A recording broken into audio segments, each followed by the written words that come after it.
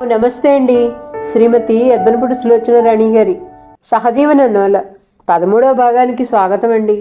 ఆ ఉత్తరం 1-2 సార్లు చదివిన జ్యోత్స్న నిట్టూరుస్తూ ఉత్తరం మడిచి కవర్లో పెట్టింది. శ్యామ్ వెళ్ళి ఆశతో మాట్లాడా? అతను మాట్లాడిన తర్వాతనే ఆశ నిర్ణయానికి వచ్చి ఉంటుంది. నిజమే, అత్తగారి గొడవ భరించలేక తాను మయూరపురం వెళ్తానంది.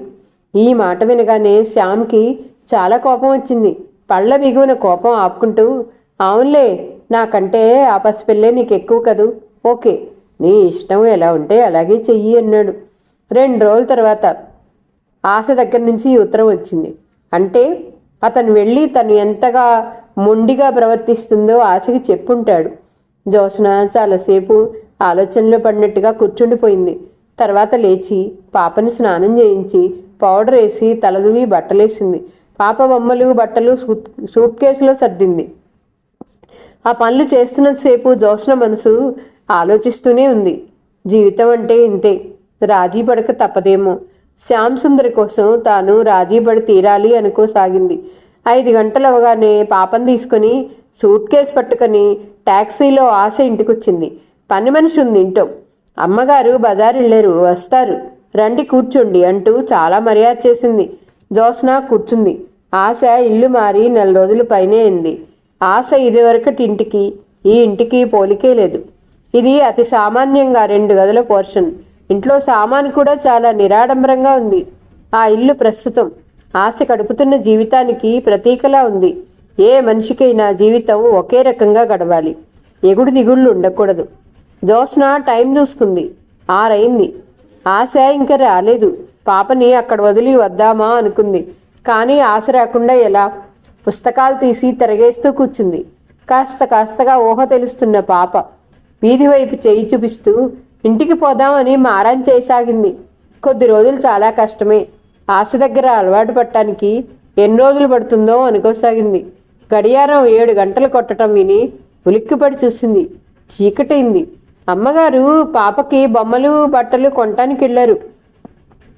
అబ్బో, ఆవిడ ఉత్సాహం చూసి తీరాలి. బజారంతా కొనేట్టుగా ఉన్నారు అంది పని మనిషి. జ్యోత్స్న పాపని నిద్రపుచ్చి సోఫాలో పడుకోబెట్టింది. తను కూడా ఓపిగ్గా ఎదురు చూస్తూ కూర్చుంది. ఇంతలో కారు ఆగిన శబ్దం అయింది. జ్యోత్స్న కిటికీ ఉన్న పరదాకి పక్కకి లాగి చూసింది. ఆగిన కారులో నుంచి శ్యామ్ సుందర్ దిగి వడివడిగా వస్తున్నాడు. అతని ముఖం చూసేసరికి జ్యోత్స్నకి భయం వేసింది. ఇక్కడ ఇప్పుడు మరో గొడవ కాబోలురా దేవుడా అనుకుంది. అతను వస్తూనే అన్నాడు, నువ్వు ఇక్కడున్నావా? నీకోసం వెతకలేక చస్తున్నాను అన్నాడు. జ్యోత్స్న మొహం తిప్పుకుంది. ఇంటికి రావటం ఆలస్యం అయిందని కాబోలు ఆ ఆగ్రహం. ఆశ కోసం చూస్తున్నాను. ఆశ రాగానే పాపని ఇచ్చేసి వస్తాను అంది. అతను 1 అడుగు ముందుకేసి వచ్చాడు. జ్యోత్స్న, ఆశకి యాక్సిడెంట్ అయింది, హాస్పిటల్లో ఉంది. ఆశ బ్యాగ్లో ఉన్న ఫోన్ నెంబర్ చూసి నాకు ఫోన్ చేశారు. నేను వెళ్ళాను. హాస్పిటల్లో చేర్పించి వస్తున్నాను చెప్తుంటేనే అతని కంఠం వణికింది. జ్యోత్స్న చివ్వున అతని వైపు తిరిగింది. యాక్సిడెంటా? అవును. ఆశ వస్తున్న ఆటో డబల్ డెక్కర్కి తగిలి ప్రమాదమైంది. పాపను తీసుకురా, వెళ్దాం. జ్యోత్స్న పాపనెత్తుకొని హాస్పిటల్లో ఆశ పడుకున్న మంచానికి ఎదురుగా నిలబడింది. ఆశ ముఖం నిండా, తల నిండా, ఒంటి నిండా కట్లతో నిండిపోయి ఉంది. కళ్ళు మాత్రం చెక్కు చెదరలేదు. ఆశకి కాస్త స్పృహ వచ్చింది. జ్యోత్స్నను చూడగానే ఆశ కళ్ళల్లో నీళ్లు నిండి పక్కలకి జారసాగాయి. జ్యోత్స్న ఆశ చెయ్యి కదపకపోయి సాధ్యం కాకపోవటంతో ఆగిపోయింది. జ్యోత్స్న ఆశనే చూస్తుంది. ఆశ కళ్ళు మూగగా జ్యోత్స్న చేతుల్లో ఉన్న పాపపైనే నిలిచాయి. హీనస్వరంతో నెమ్మదిగా అంది, ఆశ, చూసావా, భగవంతుడు నన్ను చూసి భయపడినట్టున్నాడు. ఆడపిల్ల మరీ ఇంత ధైర్యంగా ఉండటం తనకు నచ్చటం లేదని చెప్పటానికి కాబోలు నాకు ఈ ప్రమాదం తెచ్చిపెట్టాడు. పెళ్లిగాని ఆడపిల్ల బిడ్డని కని నేను తల్లిని, నా సంతానాన్ని నేను పెంచుతాను అంటే చివరికి దేవుడికి కూడా భయం వేసిందన్నమాట. జ్యోత్స్న, ఏడుస్తున్నావా? ఎందుకే? నాకు దెబ్బలు తగిలాయనా? వీటిని నేను లెక్క చేస్తాననుకుంటున్నావా? త్వరగా కోలుకుంటాగా. నిన్ను బాధ పెట్టకూడదు అనుకుంటే ఇలా అయిపోయింది. తగ్గిపోతుందిలే. నాకేం భయం వేయట్లేదు. నిజం చెప్పనా, నాకు అసలు దేనికి భయం కలగటం లేదు. ఈ మనుషులందరూ ఎందుకు ప్రతి చిన్న విషయానికి భయపడతారో నాకు అర్థం కాకుండా ఉంది. భయపడాల్సిన పనే లేదు కదా. కాస్త నాకు తగ్గగానే పాపను నేను తీసేసుకుంటాను. అంతవరకు నీ దగ్గర ఉండనిస్తావు కదూ? నాకు తెలుసు నీకు చాలా బాధ అని, కానీ నేనేం చెయ్యను. నిన్ను బాధ పెట్టకూడదు అనుకుంటున్నా. భగవంతుడు ఇలా ఎందుకు చేయాలి చెప్పు? ఆశ ఏడ్చేసింది. ఆశ ఏడవకు. జ్యోత్స్న కళ్ళు తుడుస్తూ అంది. ఏడవను తల తిప్పింది. ఆశ జ్యోత్స్న చేతుల్లో ఉన్న పాప వైపు చూస్తుంది. మూగగా ఉన్న చూపుల్లో కోటి విషాద భావాలు పొంగుతున్నాయి. ఆశ ఆ తెల్లవారుజామున చనిపోయింది. జ్యోత్స్న, శ్యామ్ ఇద్దరూ అక్కడే ఉన్నారు. నో జ్యోత్స్న డాక్టర్ చెప్పిన మాట వినగానే అరిచినట్టుగా అంది. శ్యామ్ చప్పున జ్యోత్స్న నోరు మూశాడు. జ్యోత్స్న మరి నిమిషంలో పెద్దగా ఏడ్చేసింది. తర్వాత కార్యక్రమం చూడాల్సిన బాధ్యత అంతా శ్యామ్ పైనే పడింది. జ్యోత్స్నను అతను ఇంటికి తీసుకుని వచ్చేసరికి తలతలవారుతుంది. కారులో నుంచి జ్యోత్స్నను చేయి పట్టి దింపి రెక్కపట్టుకుని ఆసరా ఇచ్చి నిద్రపోతున్న పాపని తనే భుజాన వేసుకుని లోపలికి వచ్చాడు శ్యాంసుందర్. ఆశ చనిపోయి 4 రోజుల పైనే అయింది. పాపని ఏ అనాథాశ్రమానికైనా ఇవ్వటానికి శ్యాంసుందర్ ఆలోచన చేస్తుంటే జ్యోత్స్న కళ్ళెర్ర చేసి చూసింది. ఆ మాట పొరపాటుగా కూడా నా దగ్గర తీసుకురాకు. అది నా బిడ్డ. నేను బతికుండగా అనాథ ఎలా అవుతుంది? అతను మాట్లాడలేకపోయాడు. తన స్నేహితుల ద్వారా పిల్లలు లేని వాళ్ళు కబురు చేశారని వాళ్ళకి పెంపకానికి ఇద్దామా అన్నాడు. వాళ్ళకి పిల్లలు కావాలంటే లోకంలో ఎంతోమంది అనాథలున్నారు, వాళ్ళల్లో వెతుక్కోమను అంటూ తిరస్కరించింది. ఆశ పోయిన తర్వాత జ్యోత్స్నకి ఆ పాపే సర్వస్వం అయింది. ఎవరైనా ఆ పాప సంగతి ఎత్తితే చాలు వాళ్ళు నోరెత్తకుండా చివాట్లు పెడుతుంది. ఆశ పోయినందుకు కుంగిపోయి అలా ఉందని శ్యామ్ సరిపెట్టుకున్న ఇంట్లో తల్లి బయట లోకం ఊరుకోవటం లేదు. ఈ పిల్ల శ్యామ్ సుందర్ కూతురు కాదు, అయినా జ్యోత్స్నకు ప్రాణం. బంధువుల్లో స్నేహితుల్లో రకరకాల పుకార్లు బయలుదేరాయి. జ్యోత్స్నకు పుట్టిన అక్రమ సంతానం అని ప్రచారం వచ్చేసింది. శ్యామ్కి ఇది తల కొట్టేసినట్టుగా ఉంది. అతను స్వతహాగా ఎంతో సరళ స్వభావుడు, కలుపుగోలు వ్యక్తిత్వం గల అతను బంధువుల ఇంట్లో కానీ స్నేహితుల ఇంట్లో కానీ మంచి చెడులు ఏవి జరిగినా అండగా వెళ్ళి నిలబడే స్వభావం. ఆ పాపని గురించిన అపవాదుల మూలంగా అతను బయటికి వెళ్ళలేకపోతున్నాడు. ఇది వరకు జ్యోత్స్న కోసం అతని ఇంట్లో ఒక్క తల్లితో మాత్రమే యుద్ధం చేయాల్సి వచ్చేది. ఇప్పుడు బయట ప్రపంచంతో కూడా యుద్ధం మొదలైంది. ఈ ఇంట్లో ఇటు తల్లి అటు బయట లోకం కూడా అతన్ని చేతగాని వాడుగా చూడసాగారు. అతనికి ఇదెంతో బాధగా అనిపిస్తుంది. అతను పడుతున్న ఈ బాధ జ్యోత్స్నకు అర్థం కాదు. మనం ఎందుకు పట్టించుకోవాలి అంటూ తీసిపారేస్తుంది. అతని చిన్న చెల్లెలకి పెళ్లి సంబంధం వచ్చింది. పెళ్లి చూపులు ఏర్పాటైనాయి. పెళ్లివారు వచ్చారు. నట్టింట తప్పటడుగులతో నడుస్తున్న పాపని చూసి పెళ్లివారు కూడా ముచ్చటపడ్డారు. జ్యోత్స్నని అమ్మ అని శ్యామ్ని డాడీ అని పిలుస్తున్న ఆ పాప కన్న కూతురు కాదని మధ్యవర్తి అంటే పెళ్లివారు తెల్లబోయారు. మరి ఎవరీ పాప అంటే జ్యోత్స్న స్నేహితురాలి కూతురు. ఆ అమ్మాయి యాక్సిడెంట్లో సరిపోయిందని చెప్పాడు ఆయన. వాళ్ళు ముఖాలు చూసుకున్నారు. పిల్ల నచ్చిందని తాంబూలాలు పుచ్చుకున్న పెళ్లివారు వెళ్ళిన తర్వాత ఈ సంబంధం మాకు అవసరం లేదని మేము విరమించుకున్నామని మధ్యవర్తి ద్వారా కబురు చేశారు. ఆయన వచ్చి లబోదిబోమంటూ ఈ పాప ప్రమీల అక్రమ సంతానం అయి ఉంటుందని అదంతా దాచి జ్యోత్స్న స్నేహితురాలు కూతురు అంటున్నారని వాళ్ళు నిష్ఠురమాడారట. ఇది వినగానే జానకమ్మ గారు నిలువున నీరైపోయింది. ప్రమీల భర్త పోయిన మాట నిజమే, కానీ వయసులో ఉన్న ప్రమీలని ఆవిడ కంటికి రెప్పలా కాపాడుతూ ఆ ఇంటి పరువు దక్కిస్తూ వచ్చింది. ఈ పాపిష్టి పిల్ల మూలంగా తన పెద్ద కూతురు జీవితానికి తీరని మచ్చ కలగటం ఆవిడ సహించలేకపోయింది. చిన్న కూతురికి పెళ్లి సంబంధం తప్పిపోయిందనే అవమానం కంటే పెద్ద పిల్ల మీద ఈ అభాండం పడిందే అన్న రోషం ఆవిడకి ఎక్కువైపోయింది. శ్యామ్ కూడా అక్కడే ఉన్నాడు. మధ్యవర్తి చెప్పిన మాటలు వినగానే అతడు కూడా నిరుత్తరుడయ్యాడు. జానకమ్మ గారు ఆడపురిలా కొడుకు వైపు తిరిగింది. ఏరా, దీనికేం జవాబు చెప్తావు? ఇంత అనర్థం జరిగిన తర్వాత కూడా నోరు మూసుకొని నన్ను పడి ఉండమంటావా? ఇదంతా నీ చేతగానితనం కాదు. నీ భార్యకు నువ్వు గట్టిగా జవాబు చెప్పుకోలేని అసమర్థతకి ఇంటి పరువు బలి పెడతావన్నమాట. ఆవిడ ఏడవసాగింది. అయ్యో అయ్యో, ఎంత వినరాని మాట విన్నాను. దీనికోసమేనట్రా నిన్ను అంత గారాభంగా పెంచి పెద్ద చేసింది. ఇంత మాట లోకం చేత పడిన తర్వాత ఇక మేము చచ్చినా ఒకటి బతికినా ఒకటి. మాకింత విషం తెచ్చివరా, అందరం తలాగుక్కెడు మింగి చస్తాం. అప్పుడు నువ్వు నీ భార్య హాయిగా సుఖంగా బతుకుతుందిరు గాని మా పీడ విరగడవుతుంది. నీకు కనిపించిన కన్నతల్లి కంటే తోడ పుట్టిన వాళ్ళకంటే ఆ దిక్కుమాలిన పిల్ల ఎక్కువన్నమాటేగా. ఇంత జరిగినా నీ పెళ్ళాన్ని చేస్తున్నదే ఇష్టమన్నమాట. నీ మాట అంత వినని దానిని ఆ మయూరపురం పోతానంటే ఎందుకు పోనీలేదు? అదేం చేసినా పర్వాలేదు, నిన్ను వదిలిపోకుండా ఉంటే చాలు. అది లేకపోతే నువ్వు బతకలేవు.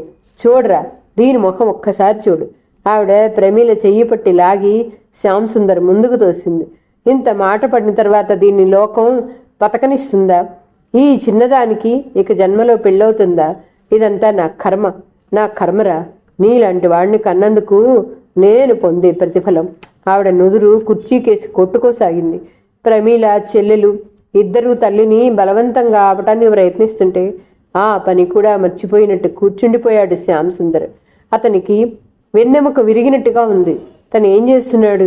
అమ్మకి ఇంత దుఃఖం ఎందుకు కలిగిస్తున్నాడు? ప్రమీల ఎంత పిచ్చిది! ఆ అమాయకురాలి మీద లోకం బురద చల్లే పరిస్థితి ఇచ్చాడు. జ్యోత్స్న తనకిష్టం, ఆ ఇష్టం మూలంగా జ్యోత్స్న చేసేదంతా భరిస్తున్నాడు. ఇంటి పరువుని బజార్లో పెట్టాడు. తల్లి మనశ్శాంతిని చిన్న భిన్నం చేశాడు. అతను లేచి లోపలికి వచ్చాడు. జ్యోత్స్న ఇంట్లో లేదు. పాపగది మధ్యగా చాప మీద కూర్చొని బొమ్మలతో ఆడుకుంటుంది. శ్యామ్ సుందర్ ఒక్క క్షణం పాప వైపు చూశాడు. ఆ తర్వాత చక్కచక్క పాప సామానంతా పెట్టి తెరిచి అందులో కుక్కినట్టుగా పెట్టేశాడు. ఆ తర్వాత పాపనెత్తుకొని ఆ పిట్ట తీసుకొని ఇంట్లో నుంచి వెళ్ళిపోయాడు. బజార్ నుండి ఇంటికి వచ్చిన జ్యోత్స్నకి గదిలో పాప కనపడలేదు. పాపా పాపా అంటూ ఇల్లంతా గాలించింది. వాకిలి పెరడు అంతా వెతికింది. ఎక్కడా కనిపించలేదు. పాప ఏమైందని అడిగితే ప్రమీల కోపంగా చూసుకొని ముఖం తిప్పుకొని అట్నుంచి వెళ్ళిపోయింది. ఇంట్లో పాప సామాను కూడా కనిపించలేదు. ఆరేసిన గౌన్లు లేవు. జ్యోత్స్నకి అర్థం కాలేదు. అలాగే నిలబడిపోయింది. చివరికి పని మనిషి చెప్పింది, నేను వస్తుంటే అయ్యగారు పాపని కారులో ఎక్కించుకొని ఎక్కడికో తీసుకెళ్తున్నారమ్మా అంది. ఈ మాట వినగానే జ్యోత్స్న గుండెల్లో రాయి పడింది. శ్యామ్ పాపని ఏం చేశాడు? ఎక్కడికి తీసుకెళ్ళాడు? చాలాసేపు అయిన తర్వాత అతని ఇంటికి వచ్చాడు. అతను రాగానే అడిగింది, పాప ఎక్కడా? అతను మాట్లాడలేదు. నిశ్శబ్దంగా బట్టలు మార్చుకోసాగాడు. నిన్నే, పాప ఎక్కడా? పాపేది? ఉంది. ఎక్కడుంది? ఎక్కడో అక్కడ సుఖంగా క్షేమంగా లక్షణంగా ఉంది. సరేనా?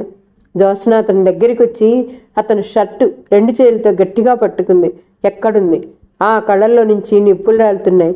కానీ అతను రవంత కూడా భయపడలేదు. జ్యోత్స్న చేతుల్ని ఒక్క విదిలింపుతో విదిలించుకున్నాడు. జ్యోత్స్న తీవ్రంగా కటువుగా అసహించుకున్నట్టుగా అంది, నీకు సిగ్గులేదు? నేను లేకుండా చూసి దొంగల ఆ పిల్లను మాయం చేస్తావా? నీకు ధైర్యం ఉంటే నేను ఉండగా తీసుకెళ్లాల్సింది. నీ ఇష్టం వచ్చినట్టు అనుకో. ముందు ఆ పిల్లని ఎక్కడ దాచావో చెప్పు. చెప్పను చెప్పను చెప్పను అతను అరిచాడు. నీకు కావాల్సింది ఆ పిల్ల క్షేమంగా సుఖంగా పెరగటం అంతే. ఆ పని మన ఇంట్లోనే జరగనవసరం లేదు. అసలు నేను ఇన్నాళ్ళు భరించటం నాదే తప్పు. నువ్వేదో మూర్ఘంగా ప్రవర్తిస్తుంటే నేను మతిలేని వాళ్ళ తలూపాను. ఆశ పిల్లని పెంచాలంటే పెంచుదాం, కానీ ఇలా కాదు. నా వంశం పరువు ప్రతిష్ట బదార్న పడేసి అమ్మని క్షోభ పెట్టి కాదు. ప్రమీల మీద అభాండాలు వచ్చేలా కాదు. అతని నుదుటి నిండా చెమటలు అలుముకున్నాయి. అతని చేతులు గుప్పెళ్లుగా బిగుసుకున్నాయి. ఏనాడు కనిపించిన ఆవేశం అతని కంఠంలో ప్రతిధ్వనిస్తుంది. పళ్ళ బిగునన్నాడు, జ్యోత్స్న ఒక్క మాట చెబుతాను విను. స్నేహితురాలు అయిన ఆశే నీకంత ప్రాణమైతే నా కన్న తల్లి చెల్లెళ్ళు నాకెంత ముఖ్యమో ఆలోచించు. వాళ్ళకి దీనికి సంబంధం ఏమిటా? శ్యామ్ జరిగిందంతా చెప్పాడు. జ్యోత్స్న ఒక్క తల విదిలింపుతో ఆ మాటలు తోసేసింది. అలా మాట్లాడారు అంటే అసలు వాళ్ళు మంచి వాళ్ళు కానే కారన్నమాట. అలా చెప్పుడు మాటలు వినే వాళ్ళకి మనం పిల్లని ఇవ్వకూడదు. సంబంధం తప్పిపోయినందుకు నువ్వు బాధపడకూడదు, సంతోషించాలి. నీకు అర్థం కాదు. శ్యామ్ చిరాగ్గా అన్నాడు. అతనికి చాలా విసుగ్గా ఉంది. జ్యోత్స్న ఒకానొక సత్యం వైపు సూటిగా నిర్భయంగా చూస్తుంది. తడబాటు లేకుండా అటువైపు వెళ్తుంది. దానికి చాలా శక్తి కావాలి. అలా ఎంతమందికి ఉంటుంది? జ్యోత్స్నకి చాలా కోపం వచ్చింది. వాళ్ళు ఏదో వాగారని ముక్కుపచ్చలారని పసి ప్రాణాన్ని బాధ పెడతావా? మనం లేకపోతే అది ఎంత బెంగపడుతుందో తెలుసా? ఏం పర్వాలేదు. నీకంటే బాగా లాలించగల మనుషుల చేతికే అప్పగించాను. ఎవరికిచ్చావో చెప్పు. చెప్పను. జ్యోత్స్న చివరికి అతని చేత చెప్పించనే లేకపోయింది. ఆ రాత్రి జ్యోత్స్న మంచంపై పడుకుని పాప కోసం ఏడవసాగింది. శ్యామ్ పక్క మంచం మీదనే పడుకున్నాడు. అతను మేలుకునే ఉన్నాడు. జ్యోత్స్న వేడుపు వింటూనే ఉన్నాడు. కానీ జ్యోత్స్నను కాస్త కూడా ఊరడించలేదు, లాలించలేదు. కనీసం ఇటు తిరగలేదు. ఆ ఏడుపు తన చెవులకే పట్టనట్టుగా రాయిలా కఠినంగా ఉండిపోయాడు. జ్యోత్స్నకి ఒక పక్క పాప కోసం ఏడుస్తున్నా మరో పక్క అతని నిర్లక్ష్యం ఇంకా గాయపరుస్తున్నట్టుగా ఉంది. జ్యోత్స్నకి హనీమూన్ గుర్తొచ్చింది. ఆ రోజు కాలికి కాస్త రాయి తగిలితే శ్యామ్ ఎంత హడావిడి చేశాడు, ఎంత అపురూపంగా చూశాడు. ఇప్పుడు ఇంత బాధపడుతున్నా రవ్వంత కూడా పట్టించుకోవట్లేదు. జ్యోత్స్న అనే వ్యక్తి ఎవరో తనకి సంబంధమే లేనట్టుగా అటువైపు తిరిగి పడుకున్నాడు. జ్యోత్స్నకి తన పక్కన పడుకున్న శ్యామ్ సుందర్ ఎవరోలా ఉన్నాడు. ఆ శ్యామ్ సుందర్ తనంటే ప్రాణం ఇచ్చే ఆ ప్రేమికుడు కావాలని ఆ క్షణంలో ఎంతగానో అనిపించింది. అతనిలో ఈ మార్పుకి తల్లి చెల్లెళ్ళే కారణం అనుకుంది. జ్యోత్స్నకి వాళ్ళ మీద కూడా కోపం రావటం లేదు. అతనంటేనే అతని వ్యక్తిత్వం మీదనే కినుక రాసాగింది. చెల్లెలు పెళ్లి చెడిపోయిందని అతను ఎందుకు బెదిరిపోవాలో అర్థం కాలేదు. ఇతను అనవసరంగా భయపడుతున్నాడు అనిపించింది. అతనిలో కనిపిస్తున్న ఈ పిరికితనానికి జ్యోత్స్న మనసు చేదు తిన్నట్టుగా విముఖంగా మారుతుంది. ఆ రోజు నుండి జ్యోత్స్న శ్యామ్ సుందర్ల మధ్య అనురాగ వీణ మూగపోయినట్టుగా ఉంది. ఇద్దరి మధ్య మాటలే కరువయ్యాయి. అతనికి పని ఒత్తిడి విపరీతంగా ఉంది. రాత్రింబవళ్ళు దానితో మునిగి తేలుతున్నాడు. దానికి తోడు చిన్న చెల్లెలకి సాధ్యమైనంత త్వరలో ఇది వరకు పోయిన సంబంధం కంటే మించింది తెచ్చి అతి త్వరగా పెళ్లి చేసి నలుగురిలో శభాష్ అనిపించుకోవాలని అతనికి మా పట్టుదలగా ఉంది. ఇప్పుడు చిన్న చెల్లెలు పెళ్లి ఆలస్యం చేస్తే ఈ అపవాదు మరింత బలపడి తన కుటుంబం అందరి నోళ్లలో నాంతుందని అతనికి భయంగా ఉంది. అందుకే తల్లి ఏడుస్తుంటే నువ్వు ఇక ఏం మాట్లాడకమ్మా, అరుణకి మంచి సంబంధం తెచ్చి పెళ్లి చేసే బాధ్యత నాది అన్నాడు. ఆ హడావుల్లో అతనికి జ్యోత్స్న ఎలా ఉంటుందో పరిశీలనగా చూసే అవకాశమే తగ్గిపోయింది. మొదట్లో కినుక వహించినా మెల్లగా రాజీ పడుతుందని అతను ఆశించాడు. పాప ఎక్కడ ఉందో తెలిస్తే జ్యోత్స్న తప్పక వెళ్ళి తెస్తుందని అతను దృఢంగా తెలుసు. అందుకే అతను పాప ఉనికిని తెలియనేలేదు. జ్యోత్స్న పాప కోసం తల్లడిల్లుతోందని, తను చూపే కాఠిన్యానికి కుంగిపోతుందని తెలిసి కూడా తను మౌనం వహించాడు. ఈ సమయంలో తాను కాఠిన్యం వహించటం మినహా అతనికి ఇంకో గత్యంతరం లేకపోయింది. అతని మౌనం, నిర్లక్ష్యం జ్యోత్స్నని తీవ్రంగా గాయపరిచాయి. అతనితో ఘర్షణ కోసం అదును చూస్తుందే తప్ప సరైన అవకాశం దొరకటం లేదు. అతను ఇంట్లో ఉండేదే చాలా తక్కువ వ్యవధి. ఆ కాస్త వ్యవధిలో తల్లి దగ్గరే ఉంటాడు. జ్యోత్స్నకి ఇది చాలా దారుణంగా అనిపించసాగింది. ఒకసారి మధ్యాహ్నం వేళ ఇంటికి వచ్చాడు అతను. ఆ సమయానికి అత్తగారి ఇంట్లో లేదు. జ్యోత్స్న హార్లిక్స్ కలిపి తెచ్చిచ్చింది. అది చూడగానే అతను వెగటగా మొహం పెట్టాడు. హార్లిక్సా? అదంటే పరమ ఇష్టం నాకు. మన పరిచయం మొదటి రోజున మరి అమృతంలా తాగావే అంది హేళనగా చూస్తూ. అతని మొహం ఎర్రబడింది. అవును, తాగాను. నువ్వంత వెక్కిరింపుగా ఏమీ గుర్తు చేయనవసరం లేదు. అప్పుడు నువ్వంటే పడి చచ్చిపోయే ప్రేమ. ఆ సమయంలో హార్లిక్సే కాదు, విషం తాగమన్నా నీ చేత్తో ఇస్తే అమృతంలో తాగేవాడిని. ఇప్పుడు నువ్వు నా భార్యవయ్యావు. నా ఇష్టాయిష్టాలు నీకు తెలియజేయటంలో తప్పులేదు. మగవాడు ప్రియురాలి కోసం ఇష్టం లేనివి కూడా భరించగలడు, భార్య కోసం భరించలేడు. అందుకే ఆడది తెలివిగల్ది. అయితే భార్యగా అధికారం చెలాయించే ముందు ప్రియురాలిగా అతన్ని దగ్గరికి తీసుకుంటుంది. అతను కాలికున్న మేజోళ్ళు లాగుతూ అన్నాడు. జ్యోత్స్న మొహం ఎర్రబడిపోయింది. అతను మేజోళ్ళు బోట్లలో కుక్కేస్తూ అన్నాడు. నాలాంటి వాళ్ళు నీలాంటి ఆడవాళ్ళని చూసినప్పుడు ఈ అమ్మాయి ప్రియురాలుగానే ఇంత అద్భుతంగా ఉంది, అర్ధాంగి అనే సింహాసనం ఇస్తే నన్ను ఇంకెంత అపురూపంగా చూస్తుందో అనుకుని వెంటనే పెళ్లి చేసేసుకుంటారు. పెళ్ళైన మరుక్షణం భార్య అనే అధికారం చేతబట్టగానే ప్రతి ఆడది భర్తని ప్రియుడిగా చూడటం మర్చిపోతుంది. భార్యగా హక్కులు సాధించుకుందామని చూస్తుంది. ఇది నిజంగా మగాళ్ళ దురదృష్టం. అతను అక్కడి నుంచి లేచి వెళ్ళిపోయాడు. ప్రమీలా, కాఫీ ఇవ్వు అని అంట వినిపిస్తూనే ఉంది. జ్యోత్స్నకి రోషం వచ్చింది, బాధ కలిగింది, ఆవేశం పొంగులా వచ్చింది. ఎలాగో బిగబట్టుకొని నిలబడింది. అధికారం ఎవరు చెలాయిస్తున్నారు? అతనికి భార్య అయింది కాబట్టి అతను చెప్పినట్టు వినాలి. జ్యోత్స్నకి బాగా అర్థమవుతుంది. శ్యామ్ సుందరికి వ్యక్తిత్వం, స్వతంత్ర భావన కల జ్యోత్స్న అవసరం కాదు.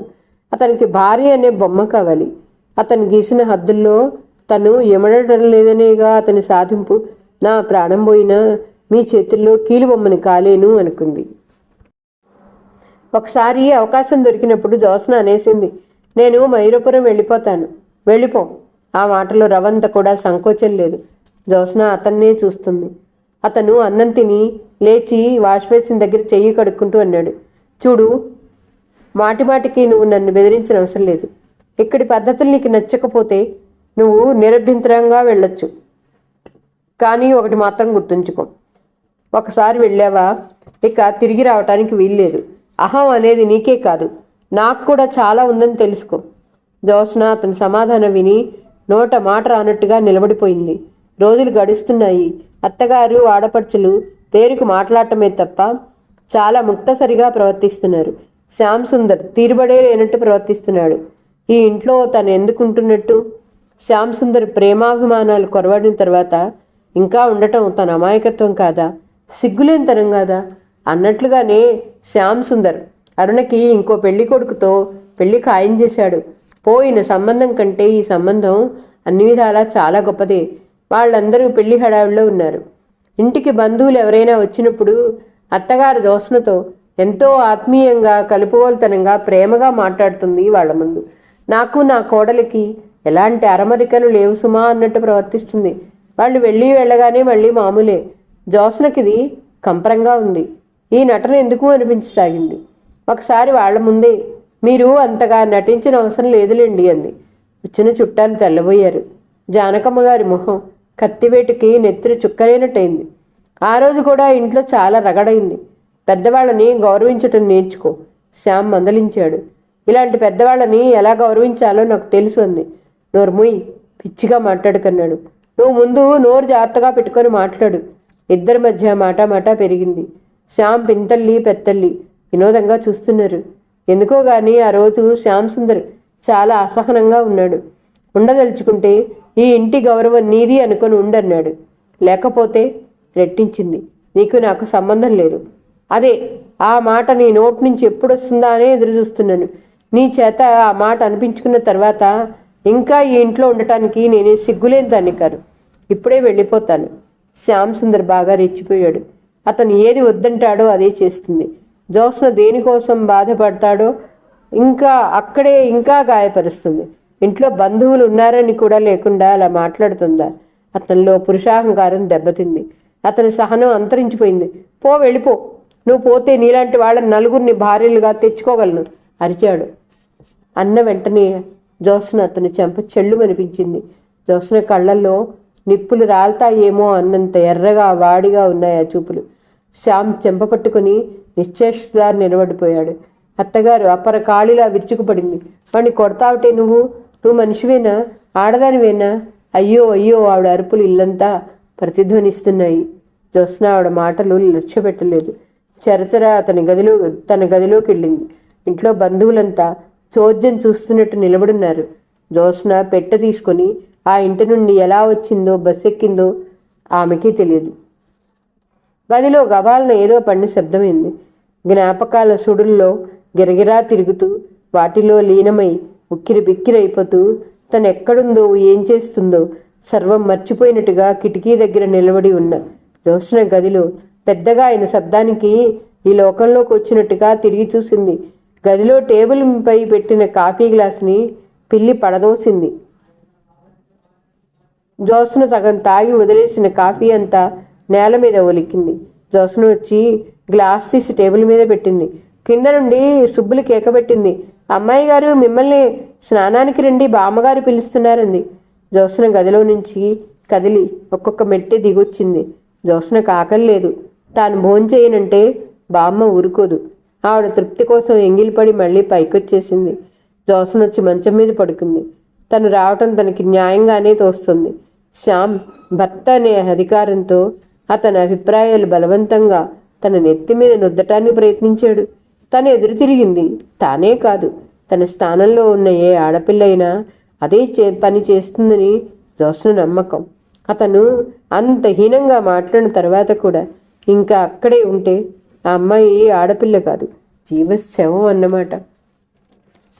జ్యోత్స్న కంటి మీద కునికే రాలేదు. కిటికీలో నుంచి వెన్నెల పలచబడటం, వెలుగు రేఖలు తొంగి చూడటం కనిపిస్తూనే ఉంది. బామ్మకి ఏం చెప్పాలి, ఎలా చెప్పాలి, ఇదే ఆరాటం అయిపోయింది. ఉదయమే సుబ్బులు చీపురు పుచ్చుకొచ్చింది. గది ఊడుస్తూ, అమ్మాయి గారు ఎప్పుడు ప్రయాణం అంది ఉత్సాహంగా. నేను చెప్తానుగా. దానికి హైదరాబాద్ చూడాలని ఆరాటం. జ్యోత్స్న 9 అవుతుండగా కిందికొచ్చింది. జోగారావు గారు వచ్చారు. జ్యోత్స్న చూడగానే, ఇదేమిటమ్మా, మీ చిన్నాడపడుచుకు పెళ్ళిటగా, పెళ్లి పెట్టుకుని నువ్వు పుట్టింటికి వచ్చావేమిటన్నారు. జ్యోత్స్న మాట్లాడలేదు. తెచ్చిపెట్టుకున్న నవ్వుతో చూసి అక్కడి నుండి వెళ్ళిపోయింది. జ్యోత్స్న అటు వెళ్ళగానే వరమ్మగారంది, నాకు కూడా అదే అనుమానంగా ఉందండి, కానీ నేనేం తర్కించలేదు. మనిషిని చూస్తే ఏదో నల్లతగా కనిపిస్తుంది. రావటం వచ్చింది కానీ అబ్బాయి ఉండనిస్తాడా ఏమిటి? సాయంత్రానికి ఊడిపడాడు. ఇలా ఎన్నిసార్లు జరగలేదు అంది. అవునులేండి అన్నారు ఆయన. జ్యోత్స్న స్నానం చేసి జడ వేసుకుని పెరటిలో మందార, సన్నజాజి, కొబ్బరి చెట్ల నీడల్లో తిరగసాగింది. నేనేం తప్పు చేయలేదు, మాటిమాటికి అనిపిస్తుంది. మనిషికి జీవితంలో స్వాతంత్ర్యం అనేది చాలా ముఖ్యం. దాని తర్వాతనే మిగతావన్నీ అనుకుంది.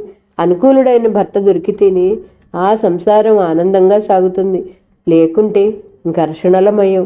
మధ్యాహ్నం జ్యోత్స్న పైన గదిలో పడుకునుంటే వరమ్మగారు పైకొచ్చింది. పోస్ట్లో అప్పుడే వచ్చిన శుభలేఖను చూపిస్తూ, చూసావా, 4 రోజుల క్రితం రావాల్సిన శుభలేఖ ఇప్పుడు వచ్చింది. ఇదిగో మీ అత్తగారు రాసిన ఉత్తరం కూడా వచ్చింది. పెళ్లికి 10 రోజుల ముందే బయలుదేరి రమ్మనమని రాసింది. ఇదిగో ఇప్పుడు అందింది నాకు. నేను కనీసం జాబైనా రాయలేదని ఆవిడ ఏమనుకుందో ఏమిటో. ఏమీ అనుకోరలే బామ్మ. అనుకోరనుకో, కానీ పెళ్లి సమయం అంటే ఎన్ని పనులుంటాయి. అయిన వాళ్ళు దగ్గర నిలబడి అండగా ఉండి చేయించాలి అంది. ఆవిడ స్వభావమే అంత. ఎవరికి ఏ కష్ట నిష్ఠూరం వచ్చినా తానే మొదటగా నిలబడాలి అనుకుంటుంది. ఏమిటమ్మా, నీ ఒంట్లో బాగా నలతగా ఉంటుందా అంది. లేదులే, నువ్వు ఇలా కూర్చో బామ్మ అంటూ ఆవిడ చేయి పట్టి బామ్మ మంచం కూర్చోపెట్టింది. జ్యోత్స్న ఇక సందేహించలేదు, భయపడలేదు. జరిగిందంతా ఆవిడకి చెప్పేసింది. ఆవిడ నిర్ఘాంతపోయినట్టు చూస్తుంది. నోట మాటరాని దానిలా, రెప్పవేయటం మర్చిపోయిన దానిలా కూర్చుంది. జ్యోత్స్న అరచేతులు చూసుకుంటూ అంది, బామ్మ, శ్యామ్ సుందర్ నన్ను మోసం చేశాడు. పాప ఎక్కడుందో చెప్పలేదు. నేను ఒక మంచి పని చేస్తున్నాను అనే నమ్మకం నాకుంది. అతను నాకు సాయపడాల్సింది పోయి తల్లిని చూసి, ఈ సంఘాన్ని చూసి పిరికివాడిలా భయపడుతున్నాడు. అందరూ అలా భయపడితే ఈ లోకంలో మంచి పనులు అసలు ఎలా జరుగుతాయి బామ్మ? నువ్వు చెప్పు. నేను చేసింది మంచి పని కాదు, చెప్పు బామ్మ. కనీసం నువ్వైనా ఆ మాట చెప్పు. ఆడ భుజాలు పట్టుకుని గట్టిగా కుదుపుతూ ఉంది. వరమ్మగారు ఈ లోకంలోకి వచ్చినట్టుగా చూసింది. మాట్లాడు బామ్మ, నీకు నా మీద కోపం లేదుగా. ఏం మాట్లాడలే బుజ్జి, నువ్వు మంచి పని చేస్తున్నావని అనుకుంటున్నావే గాని నువ్వు ఎంత విలువైన జీవితంలో పోగొట్టుకోవడానికి సిద్ధపడుతున్నావో తెలుసుకోవటం లేదు. విలువైన వాటి కోసం ప్రలోభపడి మంచి పని చేయకపోతే అది స్వార్థం అనిపించుకోదా బామ్మ? నేను ఒక సత్యం నమ్మాను. ఆ నమ్మకంతోనే ఆశకి పాప మీద నమ్మకం కలిగించాను. ఆ పాపని ఎక్కడ పారేయటానికి కాదు, అనాథగా వదిలేయటానికి కాదు. మీరు నా మనసు అర్థం చేసుకోవట్లేదు. ఆ పాపలో నాకు ఆశ కనిపిస్తుంది బామ్మ. ఏ పనైనా చేయలేనప్పుడు చెప్పకూడదు. చెప్పిన తర్వాత ఎన్ని కష్ట నిష్ఠూరాలు ఎదురైనా చేయగలగాలి. కాస్త ఎగుడు దిగుళ్ళు ఎదురవగానే నమ్మిన సత్యం నట్టెట్టం పారేస్తారు అంటే ఇక ఆ వ్యక్తిత్వానికి అర్థం ఏముంది చెప్పు. ఆవిడ జ్యోత్స్నను చూస్తుంది. ఆ క్షణంలో ఆ మాటలు చెప్తుంటే జ్యోత్స్న కళ్ళల్లో పట్టుదల, దృఢ నిశ్చయం మెరుస్తున్నాయి. ఆ చూపుల్లో రవంత కూడా భయం లేదు. ఆ మాటల్లో కించిత్తు కూడా వెరపు కనిపించలేదు. ఆ సమయంలో మనవరాలు చూస్తుంటే ఆవిడకి ఎంతో గర్వంగా అనిపించింది. కానీ రవంత భయం వేసింది. చెప్పలేనంత దిగులు కలిగింది. తను నమ్మిన సత్యం కోసం కట్టుకున్న భర్తనే వదిలేస్తానంటుంది జ్యోత్స్న. స్వసుఖాన్ని పరిత్యాగం చేస్తానంటుంది ఆవిడ మనసు. జ్యోత్స్నని లోపల అభినందిస్తున్న లౌకిక జ్ఞానం మాత్రం ఇది కూడని పని అని మందలించమంటుంది. ఒక మహా నమ్మకం కోసం సర్వసంగ పరిత్యాగిని కాకూడదు జ్యోత్స్న. జ్యోత్స్నకి మెల్లగా నచ్చ చెప్పాలి అనుకుంది. సాయంత్రం అవుతుండగా ఇంటి ముందు కారాగింది. అల్లుడు గారు వచ్చారు, అల్లుడు గారు వచ్చారు. సుబ్బులు అరుస్తూ పరిగెత్తింది. మంచం మీద నీరసంగా పడుకొని ఉన్న జ్యోత్స్న కూడా లేచి కూర్చుంది. కారు హార్న్ వినిపిస్తుంది. శ్యామ్ సుందర్ వచ్చాడా? జ్యోత్స్న గుండెలు కొట్టుకున్నాయి. కళ్ళు ఎదురు చూశాయి. చటుక్కున మంచం దిగి చేతులు చాస్తూ అతనికి ఎదురుగా పరిగెత్తాలనిపించింది. శ్యామ్ వచ్చాడా? తను లేని విలువ ఇంత త్వరగా తెలిసిందా? ఊపిరి బిగబట్టి అతని అడుగుల శబ్దంకై వేచి చూస్తోంది. ఈరోజు కథ ఇంతటితో సమాప్తమండి. మరలా తర్వాయి భాగంతో కలుద్దాం. నా కథ మీకు నచ్చితే please like, share, subscribe and comment. ఉంటానండి. పద్మావతి చావలి.